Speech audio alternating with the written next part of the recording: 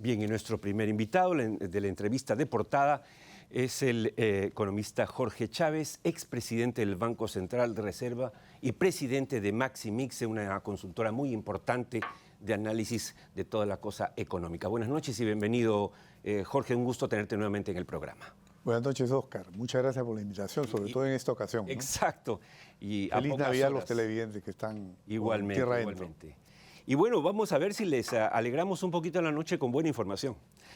En términos generales, Jorge, ¿qué evaluación harías del 23 en términos económicos? Tenemos además unas láminas que vamos a ir mostrando contigo, pero en términos generales, ¿cómo has visto este año? Es un año de recesión económica que ha sido, digamos, afectado por varios factores, tanto externos como internos. Yo diría que mala gestión pública, pésima gestión pública desde el gobierno anterior del señor Pedro Castillo, y luego este gobierno, su sucesora, o sea que prácticamente no ha hecho mejoras importantes en las políticas públicas y no se ha avanzado en ninguna reforma, ¿no? Y se ha continuado con planes antirrecesivos supuestamente, pero que no han tenido mayor impacto, ¿no? Mal diseñados, sin estrategia, y eso, digamos, no ha podido compensar el sector público lo que el sector privado ha generado como impacto negativo, porque la inversión se ha venido abajo. Ahora, tu equipo de Maximixe nos ha hecho llegar unas láminas. Vamos a presentarla, señor director, por favor, para ir conversando de esto con nuestro invitado Jorge Chávez. La primera, ¿de qué nos habla? Si la puede poner en nuestra pantalla también. ¿De qué nos habla este primer cuadro, esta primera lámina?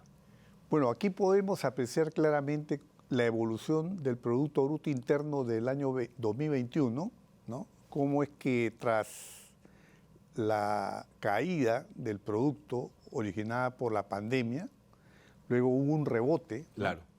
Y ese rebote lo benefició a Pedro Castillo, ¿no? Pero sin embargo, ya a partir de septiembre, octubre, noviembre, diciembre, antes que saliera Castillo, antes del autogolpe, ya se ve el impacto de la pérdida de confianza, claro, el retroceso de las inversiones, y bueno.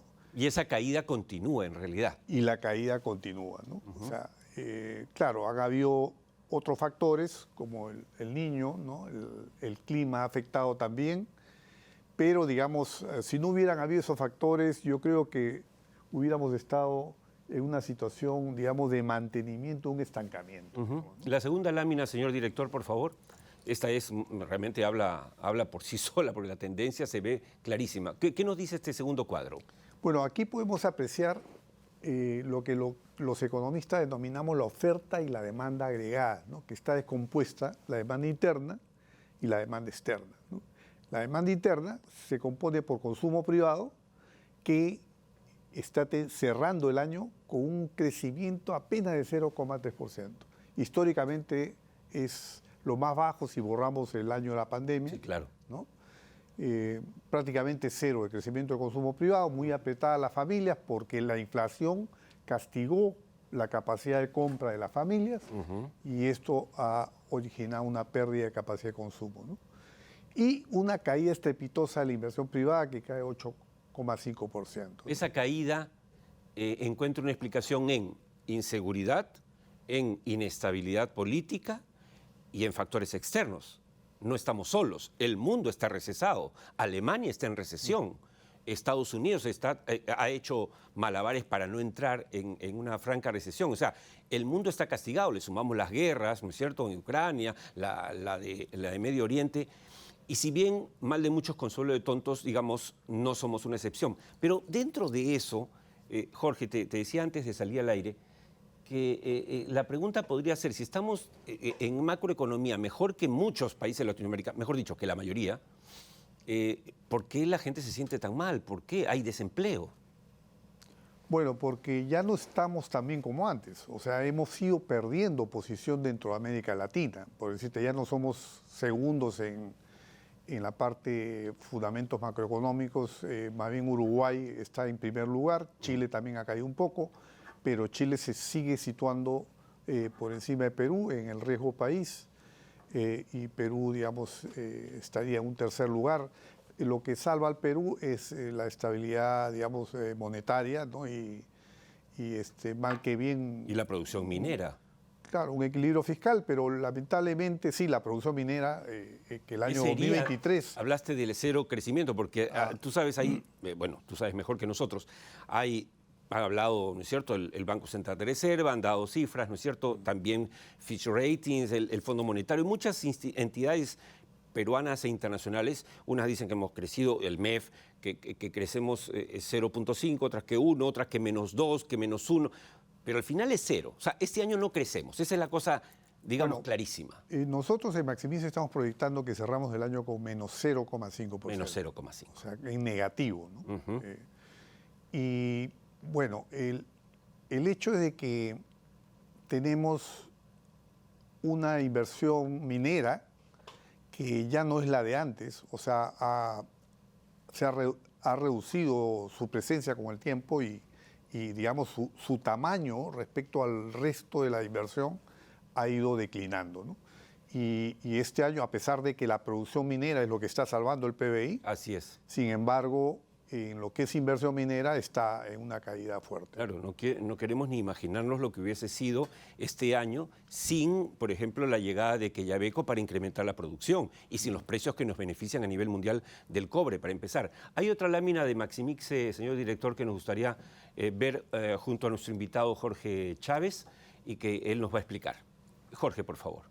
Sí, aquí podemos apreciar algunos factores que están incidiendo justamente en el deterioro del consumo, ¿no? que son los ingresos. Ese es un indicador clarísimo. Muy importante, ¿no? Si baja el consumo. Aquí podemos ver a la derecha los ingresos promedio de la población económicamente activa que está ocupada, cómo debiera haber en línea punteada sido la tendencia normal, que era además una tendencia baja, porque ya veníamos de una desaceleración, acuérdate tú. Así es. Sin embargo, proyectando esa tendencia, no hemos podido recuperar los niveles de ingresos que hubiéramos tenido si no hubiéramos tenido estos malos gobiernos, porque hemos debido naturalmente recuperar eso, ¿no? Y aquí en la izquierda podemos ver la evolución de la población económicamente activa ocupada, que también está evolucionando con una tendencia por debajo de lo que hubiera sido normal, ¿no? Y también el crédito ya consumo. Recientemente vemos que el crédito consumo también ha desacelerado bastante, ¿no? Y va a terminar el año con tasas aún más bajas. ¿Eso qué quiere decir en términos sencillos? Cuando baja el crédito de consumo, ¿eso es buena señal o mala? Es una mala señal porque va a tener, digamos, la capacidad de compra de las personas va a disminuir, por lo tanto va a haber menos negocios para los comerciantes, ¿no? El comercio puede sentirse resentido por esto y se da además porque el sector financiero está decreciendo. O sea, en PBI, el sector financiero está decreciendo, o sea, en buena cuenta los márgenes de ganancias del sector están achicándose y la situación, por lo tanto, va a ser un poco más dura. En ese contexto hay dos datos que yo quise investigar, me fui a las fuentes oficiales y quedé francamente sorprendido. El ingreso promedio del peruano hoy, el peruano formal, es de 2.000 soles, 2.009 soles, 2.009 soles de un peruano. El del ingreso promedio del peruano informal es de 839 soles.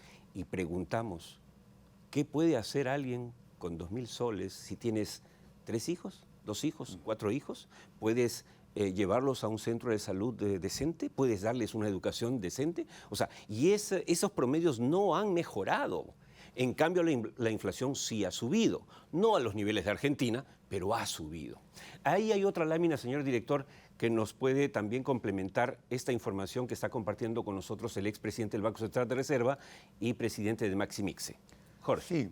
Sí, bueno, vinculado con esto que señalas, estos ingresos tan bajos, esto también tiene un impacto muy, muy grande en varios sectores, particularmente en la manufactura, ¿no? La manufactura ha tenido una evolución muy negativa, en el año 23.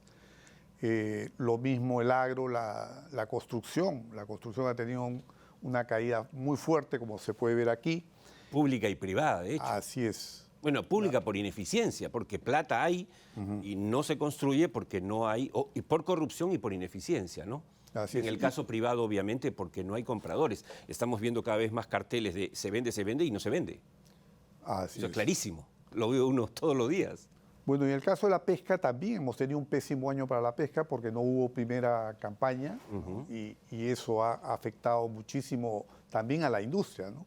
Porque hay una industria que está muy vinculada al sector pesca, ¿no? ¿Cuál es la siguiente lámina, señor director, por favor? No quiero que nos gane el tiempo porque quiero al final pedirle a Jorge Chávez una proyección, obviamente, de lo que se viene en el 2024. Aquí podemos apreciar cómo es que de 22 ramas de actividad manufacturera, hay 13 que han tenido recesión continua por bastante tiempo, ¿no? Por ejemplo, acá podemos ver los sectores que han estado teniendo 12 trimestres, 11 trimestres, qué buen 8 cuadro. Miren, amigos trimestres, televidentes, 6 trimestres de caída consecutiva durante el tiempo, o sea que vienen en recesión desde hace mucho tiempo. Claro, claro. Antes de la recesión de la economía global, digamos, ¿no? Claro. Entonces, caucho y plástico, por ejemplo, minerales no metálicos, equipos eléctricos, confecciones, vehículos, muebles, Madera, textiles, bebidas, alimentos, impresión, siderurgia, calzado y cuero. Claro, y todo eso significa desempleo. Todo eso significa caída del poder adquisitivo. Porque la manufactura es uno de los sectores que más generación de empleo da, ¿no? Muy preocupante, y lo conversábamos con Jorge Chávez antes de salir al aire en esta edición de Navidad, en la que ustedes tienen la gentileza de acompañarnos a pocas horas de la Nochebuena, y es que efectivamente la pregunta, Jorge, es ¿qué le podemos pedir a un gobierno que ni siquiera fue elegido? La señora Dina Boluarte es presidente porque el señor Castillo se autoeliminó con el autogolpe que intentó. Entonces, no tiene partido. En los últimos 50 años yo no recuerdo un caso en que haya un presidente, sea hombre o mujer, que no tiene partido, que no tiene respaldo en el Parlamento y que está improvisando equipos, donde la señora indudablemente, Dina Boluarte casi le ha dado la presidencia al señor Otárola, que está haciendo lo que puede, para algunos mal, para otros mejor, pero bueno, no es el caso analizarlo ahora. ¿Cómo ves el próximo año? En base a esos análisis de Maximixe, ¿cómo se ve el próximo año? Y tú, te hemos invitado además, Jorge, porque tú eres de los más ponderados, no eres un terrorista económico ni tampoco un ayayero. ¿Cómo ves tú el 24? ¿Cómo debiera irnos? Bueno, hay algunos factores que pueden contribuir. La inflación está desacelerándose más rápidamente, ha tenido inclusive una disminución por 2 meses consecutivos. Ahí hay un cuadro que puede ir poniendo, señor director. Y el próximo año yo creo que vamos a entrar dentro del rango meta del Banco Central de Reserva, y eso puede contribuir a bajar las expectativas inflacionarias y por lo tanto a que la inflación pueda más rápidamente reducirse, y eso contribuiría, digamos, a una mayor estabilidad, a que la demanda no caiga tanto, ¿no? A amortiguar, digamos, la situación. Y a que las tasas de interés puedan seguir bajando, ¿no? La tasa referencial del Banco Central y consecutivamente las tasas de los bancos, y contribuir, digamos, a evitar una situación de estrechez financiera que ya está castigando fuertemente en este momento. Ahora, vale la pena recordarle a nuestros televidentes que Jorge Chávez fue presidente del Banco Central de Reserva en el inicio de los 90. O sea, estábamos en una situación calamitosa, más o menos como la Argentina salvando distancias. Recordábamos el otro día que las reservas internacionales netas de Perú eran de menos 7.500, más o menos como Argentina hoy, mientras hoy son de 75.000 millones hacia arriba. Es decir, es otro país. Así es. Sin embargo, es preocupante que no podamos mejorar las otras variables. Obviamente la inflación es la fiebre, pero no es suficiente bajarle la fiebre a un enfermo para que éste realmente pueda salir corriendo o caminar, ¿no es cierto? Sí, yo realmente creo que lo que más va a afectar a Perú, porque en realidad los precios de las materias primas pueden estar en un terreno positivo. Sí.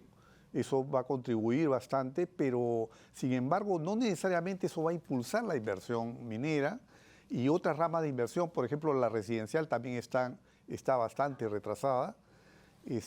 Yo creo que es el mal gobierno, ¿no? Mal gobierno, mal Congreso de la República, malas instituciones, o sea, todos contra toda todos, la parte... desgobierno, el Así desgobierno. es, el desgobierno es lo que más va a afectar la economía. De hecho, ya está afectando a la economía, el riesgo país, la calificadora de riesgo, han castigado consecutivamente Totalmente. varias veces a Perú. Fitch Ratings es lo primero que ve. Y eso tiene un impacto. Además que el gobierno se está endeudando para poder cubrir el déficit fiscal. El presupuesto fiscal es sumamente expansivo, pero no está bien priorizado. El Ministerio de Economía y Finanzas lanza un plan, después lanza otro plan, no tiene ningún impacto. No hay buena gestión en los ministerios claves y esto, digamos, no se ve una solución a la vista. Sí. Para el año 2024, creo yo, lo que mejor le podía pasar a Perú quizás es un adelanto de elecciones, pero con una reforma electoral, una reforma política que permita a los peruanos tener un buen gobierno en la próxima elección. Sí, por ahí he leído a alguien que, entre broma y en serio, decía que el plan Boluarte era saber cómo quedarte, algo así, ¿no? Pero eso lo está logrando hasta ahora. Ahora, otro factor, antes sí, que por favor. Es la corrupción, ¿no? Porque son como 24.000 millones de soles que se van por la corrupción y esto es más del doble de la brecha de pobreza. O sea que tendríamos para cubrir a los pobres, si le regaláramos el dinero de la corrupción, 2 años de eliminación de la pobreza, digamos, ¿no? Más o menos eso es lo que... Y tenemos, y lamentablemente este gobierno que anunciaba de un inicio que iba a romper con la corrupción de Castillo, y para eso nombró una comisión que yo participé, inclusive en Palacio de Gobierno, para hacer una reforma, sin embargo, terminó en nada y sigue la corrupción boyante, ¿no? Ok, bueno, temas para seguir conversando con nuestro invitado de esta noche. Nuevamente, muchas gracias por haber venido y por haber compartido estos cuadros tan interesantes. Estos de la recesión continua es realmente impresionante.